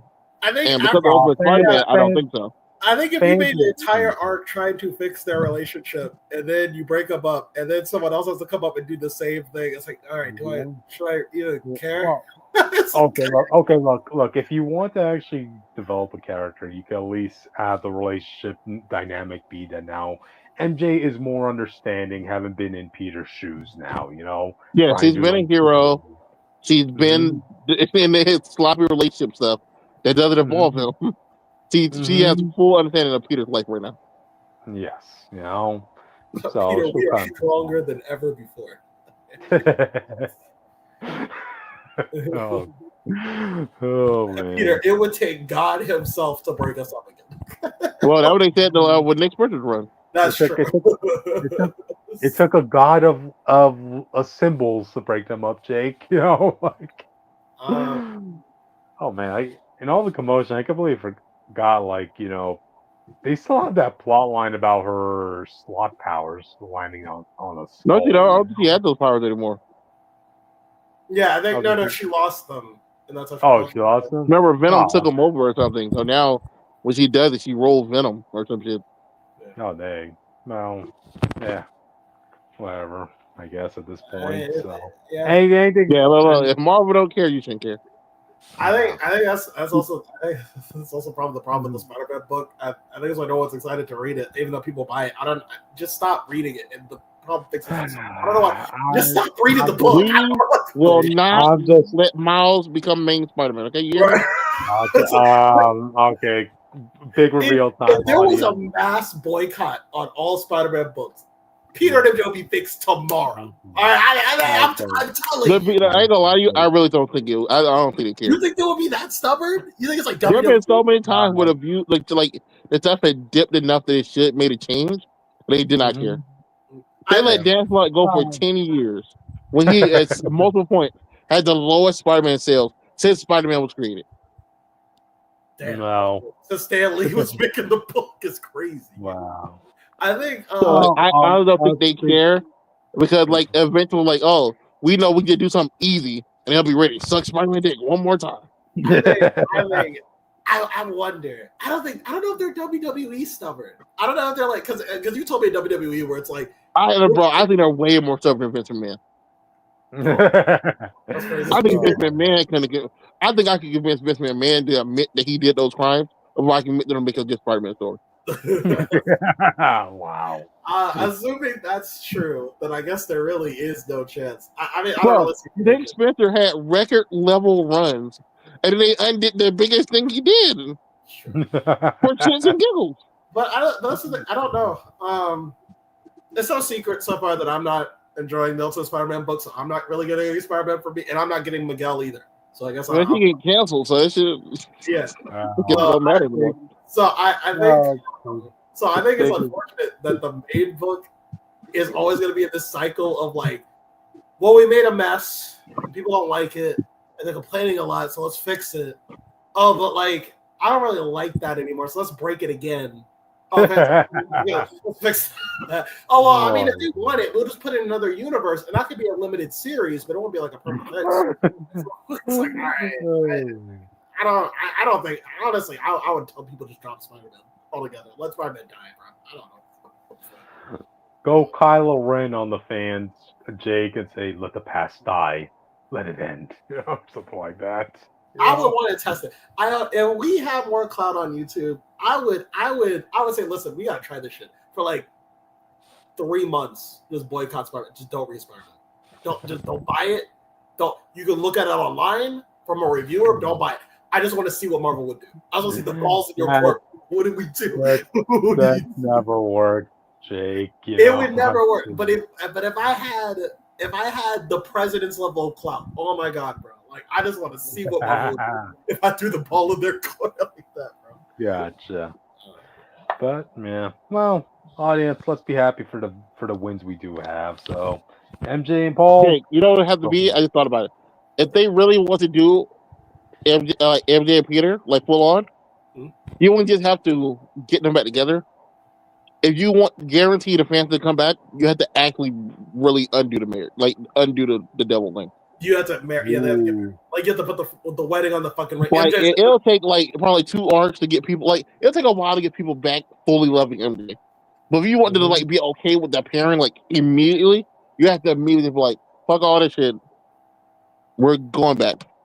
I feel like you would have to do that in one run. Because it can't. Yeah, you have to do it in one run. Yeah, you can't. It can't You- be. Oh, they're dating again. Let's go to the next. No. We gotta lock them in. We gotta say like dating 6 and you had months. the groundwork. I don't know if you remember, but back when Nick Spencer's run was still going on, and we were doing the show, funny enough, we talked about the Mephisto thing, where the reason he even took the marriage is because their kid in the future is gonna fuck him over when he almost wins. So like having him be forced to undo the marriage and bring about his own loss, well, that would be fucking funny. I'm not gonna lie. God damn. No, I think you would have to. Yeah. So yeah, an all-in-one run because I think by the time that writer leaves, MJ and Peter got to be at the podium. You got to hear the words "I do," and then the next one is gonna be like, "You got balls in your court, bro. You ripped this shit up. You ruined Spider-Man forever, bro." We'll see what happens. So, hope for the best, audience. Hope for the best. But all right then. Guess we probably should move on. So, let's move on to the next one. The This was leftover from last week Yep. So Planet She-Hulk one shot announced. by Stephanie something V something. I follow her on TikTok, but I don't really listen to what she's talking about. What is Stephanie Phillips? Yeah, Oh, I feel like she's on yeah. TikTok. She like posts it all the time. Oh, okay. Yeah, wasn't she the Someone one? said, "I don't want to read this feminist shit," and you're like, "What?" I feel like I've read her. That shit's so funny. Was she the one that wrote that Sunspider book?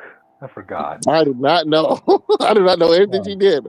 I rarely came to her TikTok not talking about comics, and I found she was a comic creator. Uh huh. That's that Sunspider, the one in the wheelchair.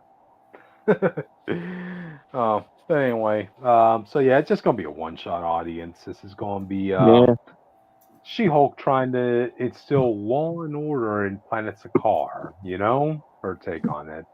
But you don't remember in Imperium #1, she was brought to the planet with Hulk and Brawn. And when Hulk had to leave, he said, "Hey, yo, I'll be back in like 5 days." In the book was like, he's not coming back in 5 days. So she had to make do and help the planet till he gets back. Man, I just gotta say, Jen has one hell of a resume under her belt, you know, on the legal side of systems, man. For her to be the one To in be charge. Daredevil in a case, bro, that shit would never happen in modern times.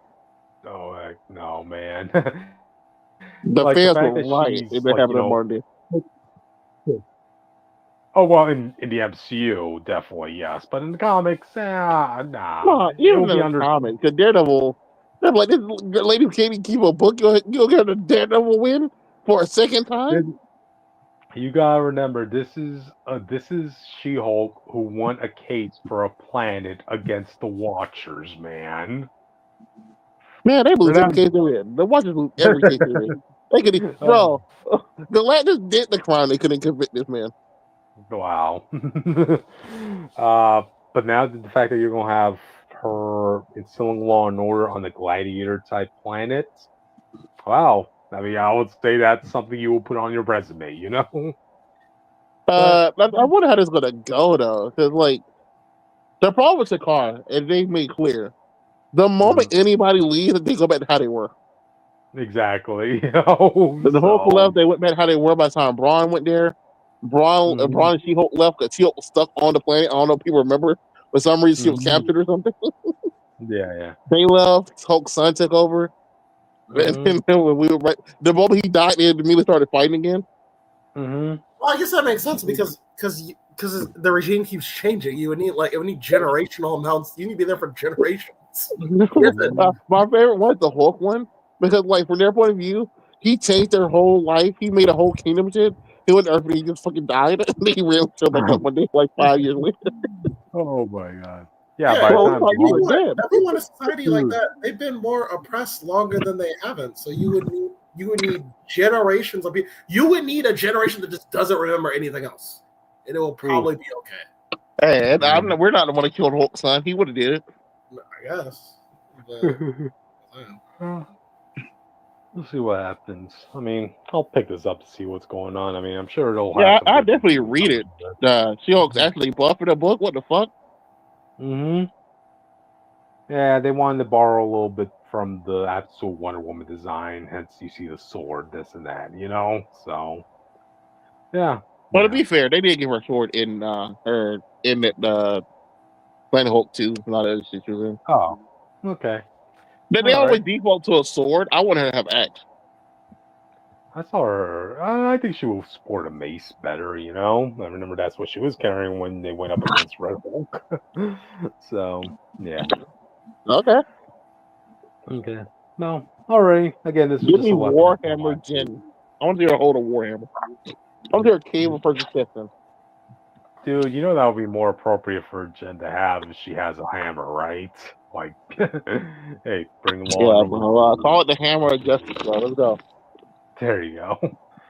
So, all right then. Yeah, there wasn't much meat to this topic, but yeah, Yeah, they're we just took. announcing it.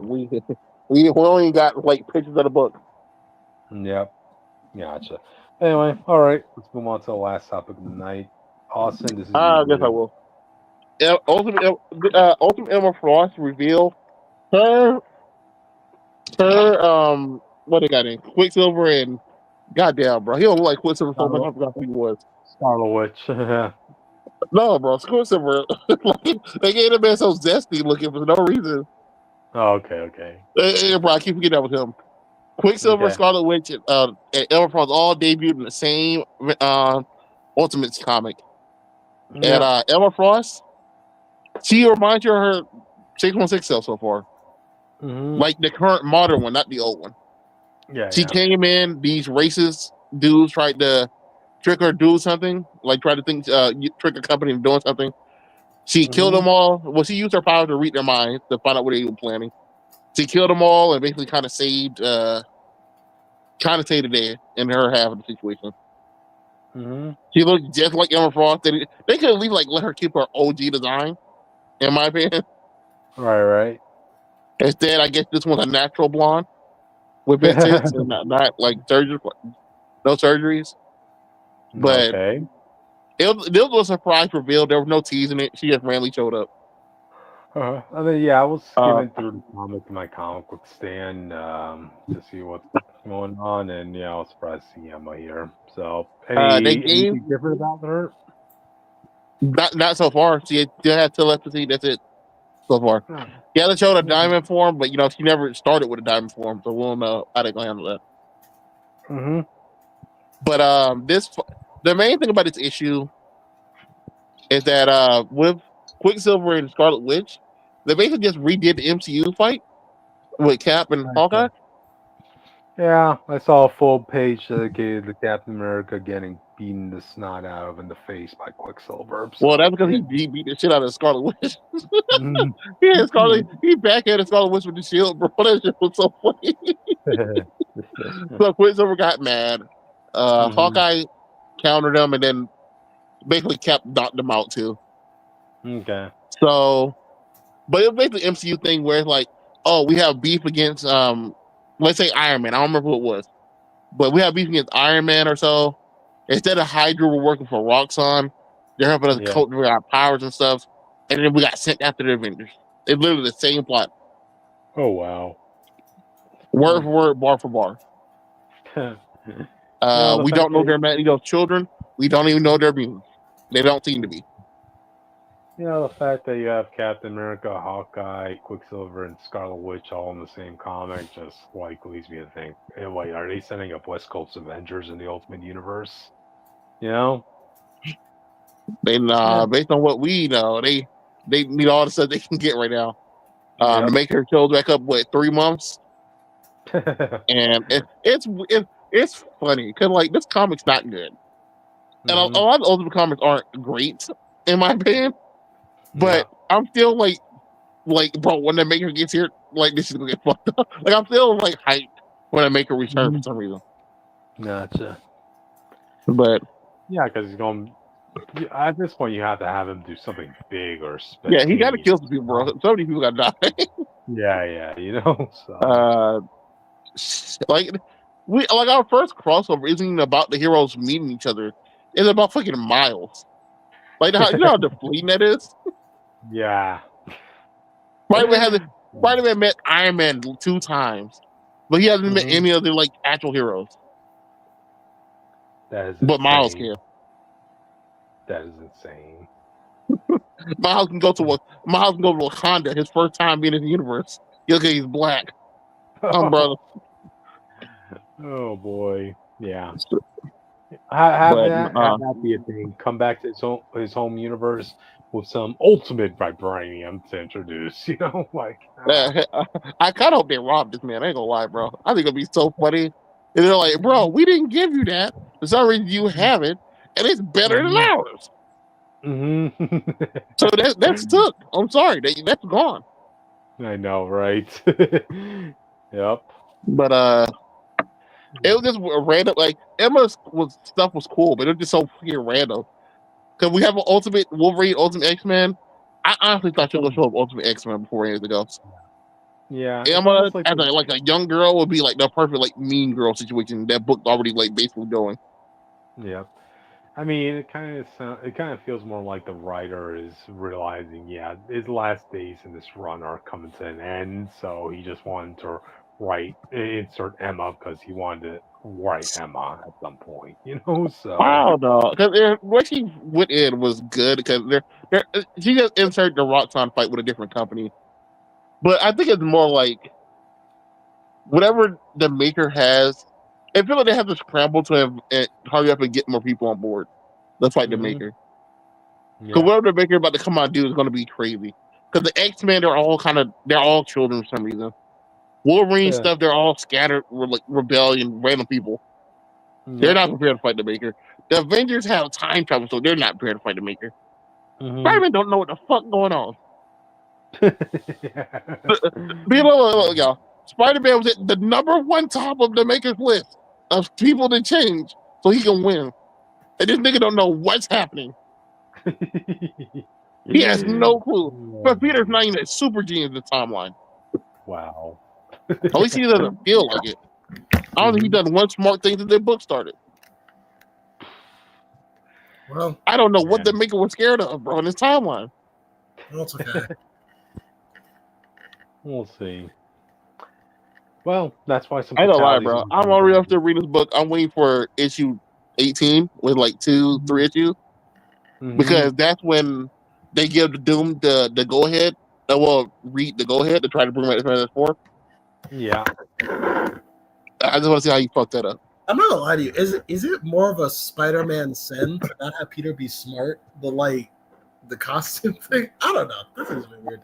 Bro, Toby didn't feel like a fucking genius either, bro. So I don't know how people feel about it. I want to see. I guess the problem is he hasn't had like a real moment to show how smart he is, but there's never really been a problem with Spider-Man. Usually, just shows that he's smart. Wasn't early issues like Doc Ock was playing some science shit, and he was like, "I don't know what you're talking about." Like, I'm pretty sure that's what happened. Yeah, I was like, damn! All you did was make sure he can get bit. You took his fucking brain out. This smart thing to the spider. Right. I guess he just focused more of his time on the Daily Bugle at that point. Yeah, but this is young Peter was already like smart as hell. He was only doing the Daily Bugle because he was struggling to make ends meet, but they seem pretty well off.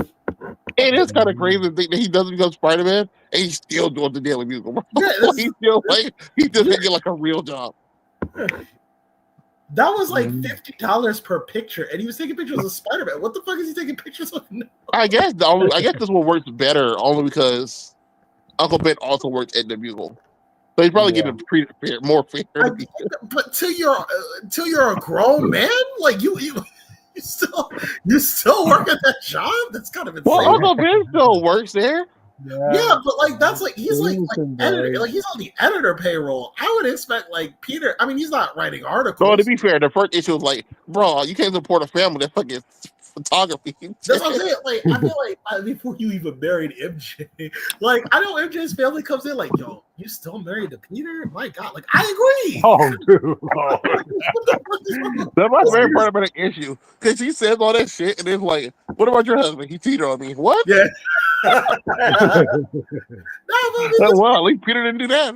From the outside looking, I mean, I would argue his Spider-Man. This Peter's kind of a bum. The more I think about him. Well, to be fair, he had to be before that happened. He had to be making enough to support that house. Yeah. And I don't but MJ started working for the other girl, Gwen, and she had to be easily out making more money than him. But I don't know if she's clearly still not working for her. Though. Right. They probably have a couple. They have in savings though. I imagine MJ is like a financial. Bro, I can promise you, Peter didn't have enough to put in savings. Oh, No. I'm saying MJ. I'm saying MJ probably had something. Well, bro, she only worked for like 2 weeks. Well, I guess it was a few months, but that was a hefty paycheck. That was a. oh. I don't know, man.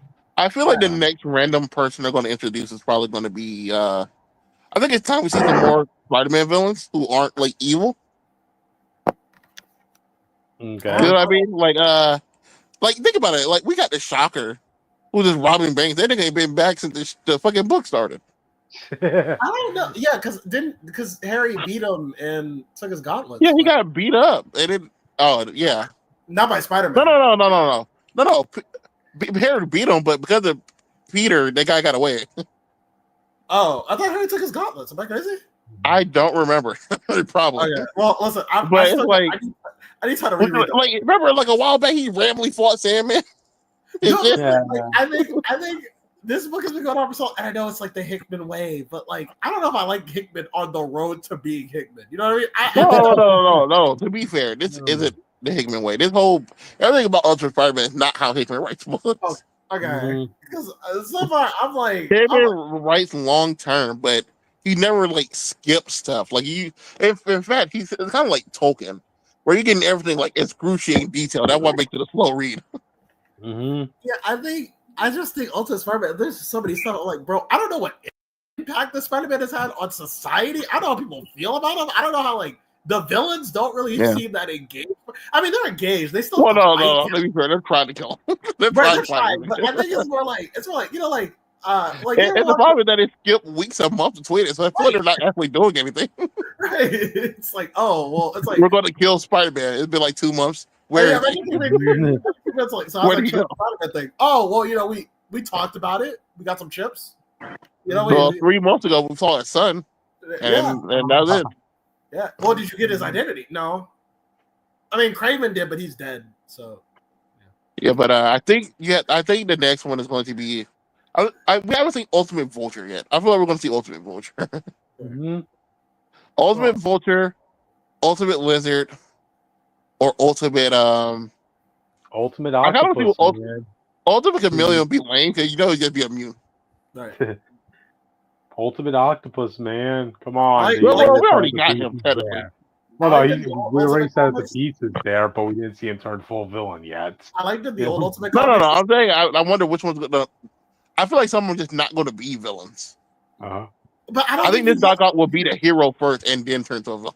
I don't think like you're doing that. I don't think there's enough time. Like if this was like a week. Well, to be fair, like I said, the book's ending, but I think we're just transitioning to the son of being Spider-Man.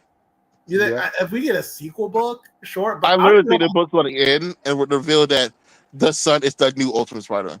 I think Peter's actually washed. I don't even say. I'm not saying you're wrong. That could be the case. I don't think it would mean anything to me though. I don't think this Peter has done enough. This Spider-Man has done enough for me to be like, yeah, pass that torch. Like what torch? Like it's a little candle. You just give No, that's why I think you do it because this Peter is clearly showing he's not going to be Spider-Man. Right. It's like I got the whole point. Like this is a young man's game. Miles showed me this is a young man's game. My son is doing better than me than I ever was when I started. Right.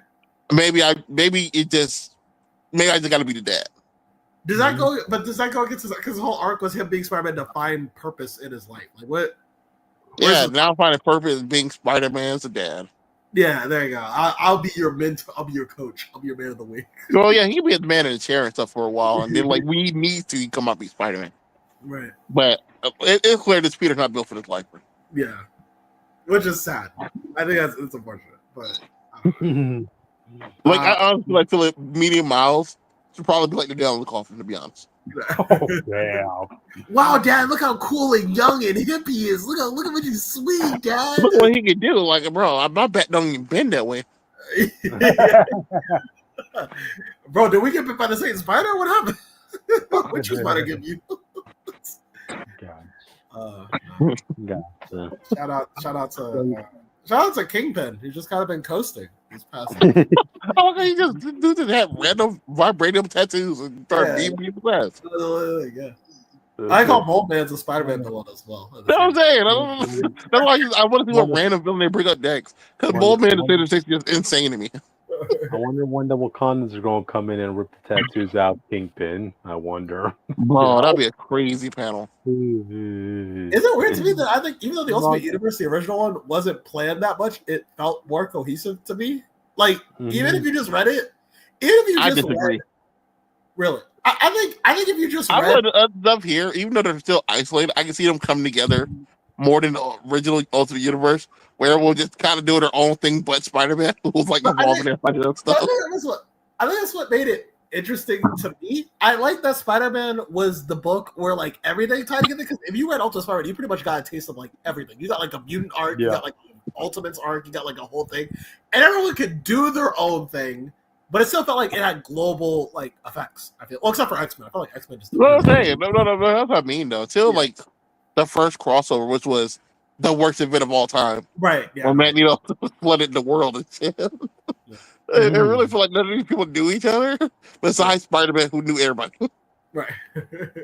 Oh yeah, I did what the Fast Four. Oh yeah, I'm dating the X-Men. Oh yeah, you're that guy over there. I've seen you over before. I remember the Ultimates did meet Quicksilver and Scarlet Witch. Unfortunately, they did do that. Yeah, Wolverine met him too. He met him right in the bush. Yeah. I will give them credit though. When they finally did start that universe, they retconned it with Ultimate Origins. Yeah. And Ultimate Origins, if you don't know like what the original origin for the Ultimate Universe was very cool. Because it tied like every event together. Like Bruce Banner accidentally killed Peter's parents, like all this other crazy shit. Right. That whole thing was crazy. Yeah. But every hero who like started was tied together. Even like the mutants find out they were like man-made. It was like crazy. Ooh. All that's that book. I never liked that. Captain America was so important into the Ultimate Universe audience that the humans ended up making mutants in an attempt to recreate Captain America. Wow. I loved it because Magneto's original arc was that he thought mutant was this God-given gift to him. I'm like, no, bro, we made you right over there. If you look closer, you can see the bloodstains for the torture. I think that's funny. I think for some reason, if you asked me when I was like younger, I would have a whole like thing about it. But now that I'm older, I couldn't tell you like why it bothers me so much. I just don't like it. I think reading it plays better than hearing it.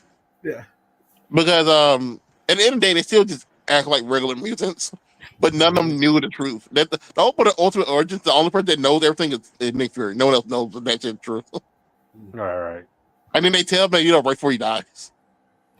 He's like, oh. Yeah. Sorry about the Holocaust, guys. That was crazy. God didn't make you. I did. Also, I'm the second. Technically, I'm the first music, by the way. Well, technically, did humans always make... Oh, I guess no. I was going to say because they were supposed to be the atomic age. It's supposed to be the atomic age. Look at it. Well, it was mainly just going down the Weapon Plus thing where Weapon Plus was, Captain America #1. And then using his blood and stuff, it activated with experiment. It activated different stuff in different people. Yeah, but it still might have been like an X gene in a sense, but it was Cap blood that was the trigger. They were embodied by freedom. Okay.